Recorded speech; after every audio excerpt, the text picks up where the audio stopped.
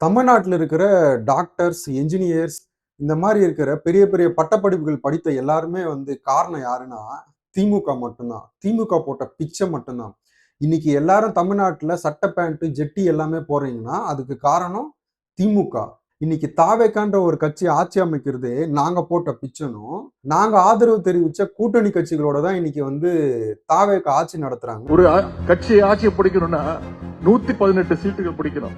இப்ப இருக்கக்கூடிய ஆட்சியாளர்கள் வெறும் 108 சீட்டு மட்டும்தான் ஜெயிச்சாங்க. இன்னும் சொல்ல போனா நம்முடைய தலைவர் பேரை சொல்லி நம்முடைய உடன்பிறப்புகள் களத்துல வேலை பார்த்து வெற்றி பெற்றவங்களுடைய தயவுல தான் இன்னைக்கு இந்த ஆட்சி நடந்துட்டு இருக்கு. தைரியமா சொல்லலாம், நம்மளோட தயவுல தான் இன்னைக்கு இந்த ஆட்சி நடந்துட்டு இருக்கு.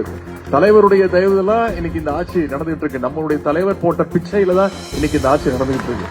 திமுகவுக்கு தாவேக்கால இருக்கிற நாங்க என்ன சொல்றோம்னா, நீங்க எதிர்க்கட்சியா இருக்கிறது நாங்க போட்ட பிச்சை. ஒருவேளை நாங்க 108 தொகுதி ஜெயிக்காம ஒரு 150 தொகுதி ஜெயிச்சிருந்தா இன்னைக்கு நீங்க எதிர்க்கட்சியே கிடையாது.